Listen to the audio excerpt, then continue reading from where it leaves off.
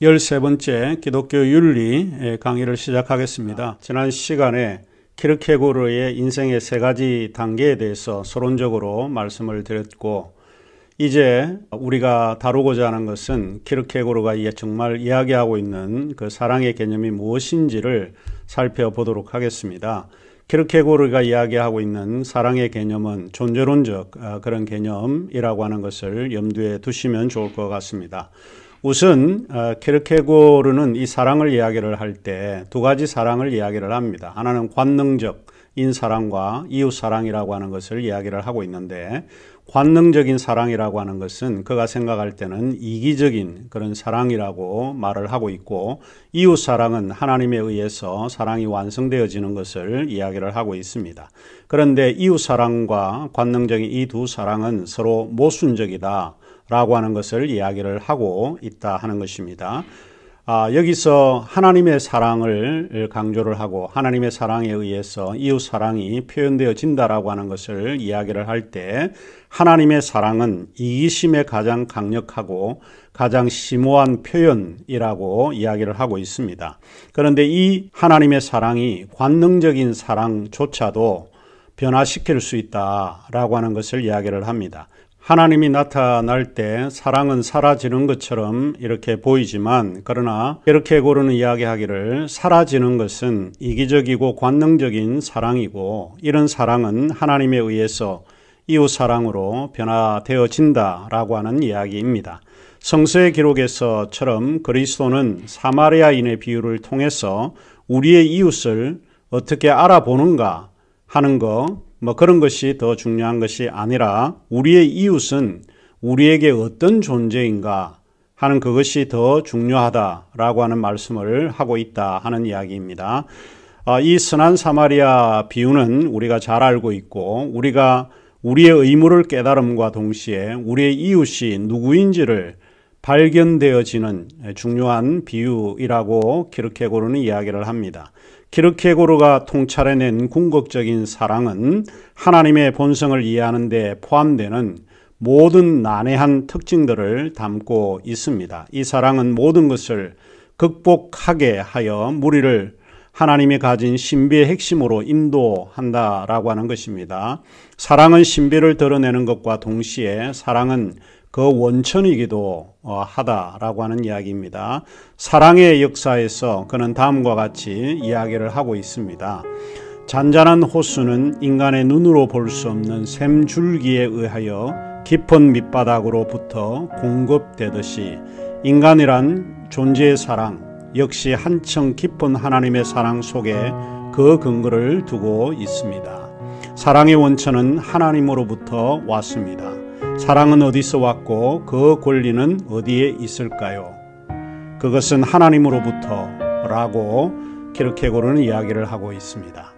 키르케고르의 사랑의 역사라고 하는 작품이 있는데, 그 작품에서 존재론적 사랑에 대한 몇 가지 특징들을 열거하고 있습니다. 오늘은 키르케고르가 이야기를 하고 있는 사랑의 역사에서 몇 가지 특징들을 말씀드리고자 합니다. 그 첫째가, 사랑은 존재 그 자체이다라고 이야기를 합니다. 사랑은 존재이기 때문에 그 자체로 드러날 수밖에 없습니다. 존재라고 하는 것은 숨길 수가 없습니다. 존재는 그냥 드러나 있습니다. 무엇이 있다라고 하는 것은 드러날 수밖에 없고 사람에 의해서 알려질 수밖에 없다. 이것이 키르케고르가 생각하는 이야기인데, 사랑은 숨길 수 없고 단지 드러낼 수밖에 없다고 주장을 합니다. 우리가 살아가면서 산소의 존재, 또 전기와 같은 것은 보이는 존재가 사실은 아니지만, 그러나 산소와 전기는 분명히 존재하고 있습니다. 산소가 부족하게 되면 사람이 죽게 되어 있고, 전기가 없다라고 생각을 하지만 전기의 감전이 되면 사람은 죽게 되어 있습니다. 이처럼 산소와 전기는 존재하고 있듯이 사랑이라고 하는 것도 존재하고 있다라고 하는 이야기입니다.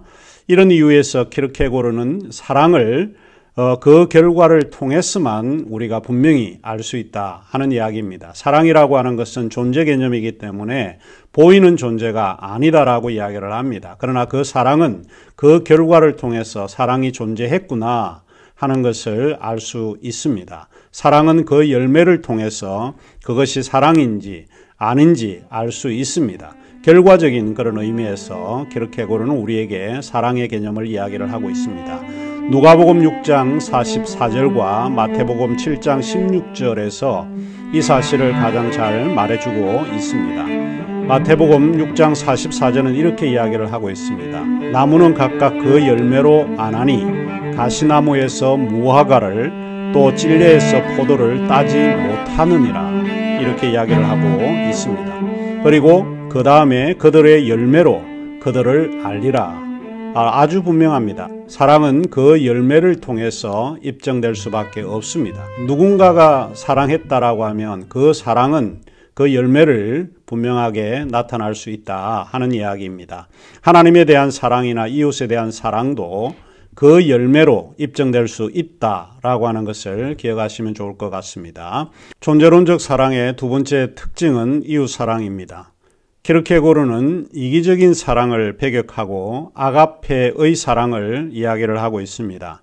아가페의 사랑은 자기 부정의 사랑이라고 그는 표현을 하고 있는데, 남을 배제하는 편에는 자기 부정에 반대하고 자기 차별적 사랑이다 라고 키르케고르는 이야기를 합니다. 내 이웃을 내 몸과 같이 사랑하라 라고 하는 이 명령을 실천하는 것이 그가 이야기하고 있는 이웃사랑입니다. 여기서 키르케고르는 이웃을 사랑하기 위해서 자신을 사랑하지 말라라고 하는 말로 잘못 이해한다고 지적을 합니다. 이것은 굉장히 적절한 지적입니다. 이웃을 내 몸처럼 사랑하라 라고 하는 것은 먼저 우리가 우리 자신을 사랑하라고 하는 것이 우선적이다 라고 하는 이야기입니다. 자기가 자기를 사랑하지 않는 사람은 이웃을 사랑하지 못합니다. 사도 바울은 이런 구절을 이야기를 하고 있는데, 빌립보서 2장 1절에서 4절에 보면 자기 일을 돌아보고 그런 다음에 남의 일을 돌아보라 라고 하는 이야기가 나옵니다. 자기 부정이라고 하는 말은 남의 일만 돌보라 라고 하는 것이 아니고, 내가 나에게 대한 관심을 가지고 자기를 치장하고 자기에게 자기가 말을 건네기도 해야 한다는 것입니다.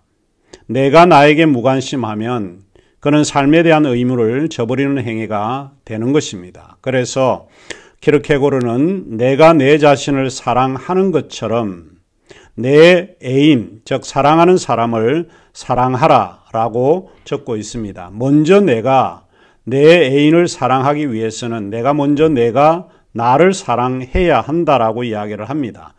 왜냐하면 애인은 곧 나이고 이웃이 곧 나이기 때문에 나와 애인 그리고 나와 이웃을 이분법적으로 분리해서 생각해서는 안 된다라고 하는 것이 키르케고르가 강조하고 있는 사랑의 특징입니다. 기독교의 사랑이라고 하는 것은 존재론적이기 때문에 이웃 사랑이라고 하는 것이 이런 의미에서 중요하다라고 이야기를 합니다. 그는 이렇게 이야기를 합니다. 우리의 이웃은 첫 번째로 당신입니다. 내가 곧 이웃이고 그 이웃이 곧 내이다라고 하는 이러한 등식이 성립된다라고 하는 것을 우리가 기억을 하면 좋을 것 같네요. 자, 그에 따르면은 사랑의 대상은 크게 하나님과 이웃이라고 볼 수 있는데, 존재론적 사랑에서 하나님은 존재이시고 이웃도 존재입니다. 존재론적이라고 하는 것은 하나님이 존재하고 이웃도 존재하고 있다 하는 것입니다. 우리가 이웃을 생각할 때 그가 얼마를 가졌는가, 그의 명예가 뭔가, 그가 유명한가 유명하지 않는가라고 해서 사람을 대하는 것이 아니다라고 보는 거죠. 이웃이나 하나님, 우리가 하나님을 존재 그 자체로 보는 것처럼 이웃도 존재 그 자체로 이해해야 한다 라고 하는 이야기죠. 이웃과 하나님은 분리될 수 없는 개념입니다. 그는 이렇게 이야기를 합니다. 다소 긴 문장으로 그는 이야기를 하고 있는데 제가 읽어드리도록 하겠습니다. 그리스도의 사랑이란 곧 우리의 이웃이 존재한다는 사실과 그리고 같은 말이고 같은 사실이지만 모든 사람이 다 우리의 이웃이라고 하는 사실을 알고 발견하고 아는 그것입니다. 만일 사랑하는 것이 의무가 아니라면 그때는 이웃이라는 개념도 존재하지 않을 것입니다. 우리가 이웃을 사랑할 때 오로지 그때만 편애의 이기적인 것이 근절되고 영원의 평정이 보존될 것입니다. 이처럼 하나님의 사랑과 이웃의 사랑을 그는 동등하게 보아야 한다고 주장을 했습니다. 내가 눈으로 보고 있는 사람을 사랑해야 하는 그것이 하나의 의무로 그는 이해하고 있습니다. 요한일서 4장 7절에서 21절에 그 말씀을 그는 인용하고 있는데 그 말씀은 우리에게 이렇게 이야기를 합니다. 사랑하는 자들아 우리가 서로 사랑하자. 사랑은 하나님께 속한 것이니 사랑하는 자마다 하나님께로 나서 하나님을 알고 사랑하지 아니하는 자는 하나님을 알지 못하나니 이는 하나님은 사랑이심이라. 사랑하는 자들아 하나님이 이같이 우리를 사랑하셨은즉 우리도 서로 사랑하는 것이 마땅하도다. 어느 때나 하나님을 본 사람은 없으되 만일 우리가 서로 사랑하면 하나님이 우리 안에 거하시고 그의 사랑이 우리 안에 온전히 이루어지느니라. 누구든지 하나님을 사랑하노라 하고 그 형제를 미워하면 이는 거짓말하는 자니 보는 바 그 형제를 사랑하지 않는 자가 보지 못하는 하나님을 사랑할 수 없느니라. 우리가 이 계명을 받았나니 하나님을 사랑하는 자는 또한 그 형제를 사랑할지니라. 여기서 형제를 그는 이웃으로 해석하고 있다 하는 것이죠. 화려한 외모의 이웃, 남루한 이웃일 수 있고 부유하고 가난한 이웃일 수도 있습니다. 스펙을 갖춘 이웃일 수도 있고 눈으로 보는 이 이웃은 타인 그 자체입니다. 다른 사람을 원망하거나 불평해서는 안 된다고 이야기를 합니다. 이웃을 함정으로 끌어들이지 않아야 한다고도 가르치고 있습니다. 키르케고르는 이렇게 이야기를 하고 있습니다. 사람은 인간을 원망합니다. 왜냐하면 불평의 대상이 되기보다는 불평을 하는 사람이 되는 일이 더 수월하기 때문입니다. 라고 그는 적고 있습니다. 그의 말이 맞는 것 같기도 합니다. 사실 우리는 남을 판단하고 평가하는 일이 먼저고 불평의 대상으로 만들기 때문이지 않을까 싶습니다. 또한 키르케고르는 사람을 사랑하지 못하고 자기 자신을 기만하는 일에 관심을 갖는다라고 지적하고 있습니다. 자기 기만이라고 하는 것은 자기 만족으로 나타나는 것이고 이웃을 사랑하지 않을 때 나타나는 증거가 그가 이야기하고 있는 자기 기만이라고 이야기를 합니다. 이 기만 때문에 우리는 남을 비판하고 정죄한다라고 이야기를 합니다. 그는 다음과 같이 이야기를 하고 있습니다. 자기 허물을 찾아내는 방법으로 자신의 우월함을 증명하는 편이 자기 자신에게 엄격히 대하는 방법을 통하는 것보다 항상 수월하기 때문입니다. 그러면서 그는 진정한 기독교적 사랑은 이웃을 속이거나 이웃을 기만하기보다는 사랑하는 데에 있다 하는 것이죠. 왜 그래야 하는가? 그의 대답은 매우 간명합니다. 이는 우리가 보이는 이웃을 사랑해야 하는 의무를 지녔기 때문에 그렇습니다. 다시 말하면 이웃을 사랑하는 이유는 그것이 의무이기 때문이라고 말을 하고 있는 것입니다. 그가 적고 있듯이 사랑이 우리의 의무라고 한다면 우리의 과업은 사랑할 대상을 찾는 일이 아니라 이미 주어졌거나 선택된 대상에서 사랑할 만한 점을 찾고 비록 상대가 어떻게 변한다 해도 그 상대를 계속 사랑스러운 존재로 생각하는 일입니다. 그리고 키르케고르는 이 사랑에는 한계가 없다라고 주장을 합니다. 그가 이야기하고 있는 것은 사랑이라고 하는 것에는 이만큼이라고 하는 게 존재하지 않는다라고 하는 이야기죠. 사랑에 대한 의무가 충족이 되어야 한다면 그 사랑에는 한계가 없어야 하는 것입니다. 이것이 존재론적 사랑이라고 그가 이야기를 합니다. 끝으로 키르케고르의 말을 인용하면서 존재론적 사랑의 의미를 맺을까 합니다. 그리스도의 사랑은 무한하였습니다. 우리가 사랑을 함에 있어서 눈에 보이는 사람을 사랑하는 것이 진리이고 이 진리는 반드시 충족되어야만 하는 것이라면 사랑은 무한한 것이어야 합니다. 이런 사실은 누구나가 쉽게 이해할 수 있는 일입니다. 인간이란 아무리 많이 변하고 또 어떤 식으로 변한다 해도 눈에 보이지 않을 만큼 변하는 일은 없는 법입니다. 어떤 불가능한 일이 일어나지 않는 한 우리는 사실 한 그를 보고 있는 것이고 우리가 실제로 눈으로 보는 사람을 사랑하는 일이 우리의 과업입니다. 그러나 우리가 눈으로 보는 사람을 그대로 받아들이지 않는다면 우리는 사실상 그를 보고 있지 않을 것입니다. 우리는 단지 무가치성과 불완전성만을 보고 있습니다. 그리고 그렇게 함으로써 우리는 우리가 사랑하고 있을 때에는 다른 의미에서는 그를 보지 못하였고 그대가 사랑하는 것은 상대 우월성과 완전성뿐이었다라고 하는 사실을 인정하는 셈입니다. 그러나 기독교적 의미에서 사랑한다는 것은 눈으로 보는 사람을 사랑하는 것을 말하고 있습니다. 간단하게 요약을 하자면 눈으로 보이는 그 형제는 본질에 선행한다는 것과 눈으로 본 그대로 사랑해야 한다는 것이 우리가 가지고 있는 의무이다 라고 이야기를 해볼 수 있습니다. 여기서 제가 부연해서 한 가지 말씀을 드리고자 합니다. 사실 서구 철학이라고 우리가 생각을 할 때 존재와 무존재 혹은 존재와 비존재의 그 관계에 대해서 대부분 서구 철학은 이야기를 합니다. 존재와 무존재의 이 변정적 관계에서 이해할 수 있는데 존재는 참이고 비존재 혹은 무존재는 없는 것입니다.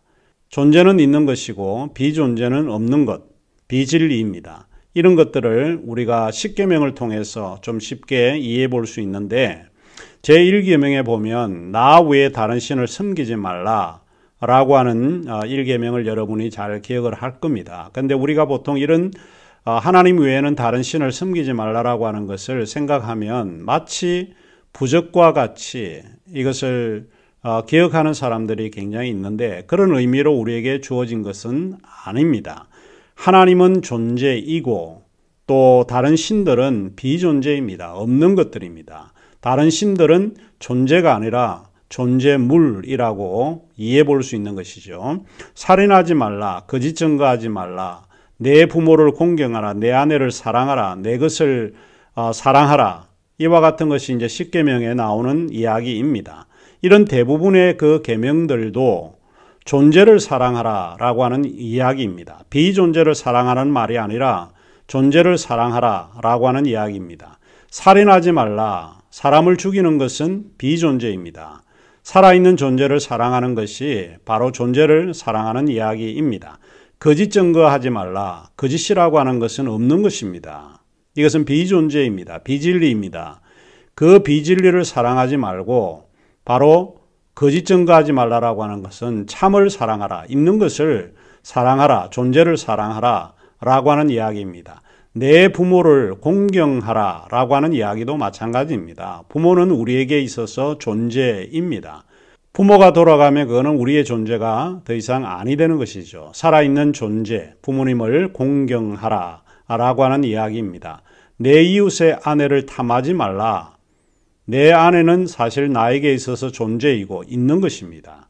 그러나 남의 아내는 아무리 아름답고 훌륭해도 그거는 비존재입니다. 없는 것이다 라고 하는 이야기입니다. 여기서 이제 하나 더 덧붙이고자 하는 것이 또 하나 있는데 이웃은 본질이 아니라 존재 개념이라고 하는 것을 다시 한번 여러분에게 말씀드리고 싶습니다. 이 말이 무슨 말인가 하면 우리가 사람을 생각하고 사람을 바라보게 될 때 그가 가지고 있는 프레임을 통해서 우리가 사람을 이해하고 있는 것이고 존재의 개념에서 그를 이해하지는 않는다라고 하는 것이죠. 이를테면 어느 경찰이 실수를 하게 되면 사람들이 이제 비난을 많이 합니다. 제가 들은 이야기 가운데 하나가 뭐 그런 이야기들이죠. 경찰이 실수를 하게 되면 많은 사람들이 경찰에 대해서 비난을 합니다. 사람들은 그 경찰이라고 하는 그 존재를 보지 않고 경찰이라고 하는 프레임, 그가 가지고 있는 타이틀 이런 것을 통해서 사람을 평가하게 되어 있다라고 이야기를 합니다. 제가 들은 이야기인데 시골에 목사님 집에 개를 키우는데 개가 한 신도를 물었다고 합니다. 그래서 이 개에 대해서 사람들이 많이 비난을 한 것이 아니고 목사님에 대해서 비난을 많이 했다라고 이야기를 합니다. 물론 우리가 주의를 해야 하겠죠. 근데 사람들이 이야기를 할 때 개가 사람을 물었다라고 말하는 것이 아니고 목사님의 집에 개가 물었다. 이렇게 이야기를 한다라고 하는 것이죠. 이미 존재로 세상을 보는 것이 아니라 본질로 세상을 보고 있는 것입니다. 그 사람 또 보이는 그것을 그대로 존재로 받아들이지 않고 우리는 그 사람이 누구냐에 따라서 사람을 이야기를 하고 평가하고 판단한다라고 하는 이야기입니다. 우리는 이웃을 있는 그대로 나의 타자로 이해하는 것이 필요하다 하는 이야기입니다. 이제 우리가 사랑의 기독교적 이해를 살펴보도록 하겠습니다. 근데 시간이 다 됐기 때문에 강의는 여기서 마치고 잠시 후에 다시 뵙도록 하겠습니다.